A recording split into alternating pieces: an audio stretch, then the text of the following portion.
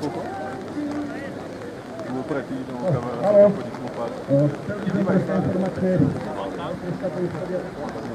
Haló. Prosím vás, nastúpte si semka zhruba na toto. Niektorí môžete byť aj pod tým dážikom, ktorý sa bojíte o tú zimy v Ružomberskej.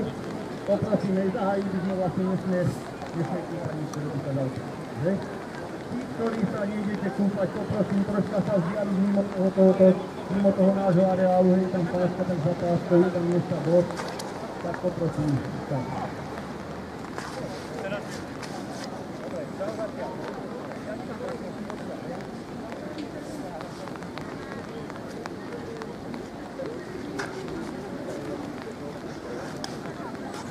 No, milí priaznivci zimného plávania, milí otužníci. Chcel by som vás privítať v prvom rade v Ružomberskom športovom areáli Hrabovo. Vidíte, že ten čas je taký, ako sme, ale predsa sme otužníci, tak si myslím, že nie sa zdržíme a nespravíme si hanbu. Troška nám pripadlo aj snehu, nie toľko ako v Žiline, ako povedal Jožko Repčí, že 60 cm v Žiline po výške, ale po dĺžke. Nám to troška padá aj s dážďom.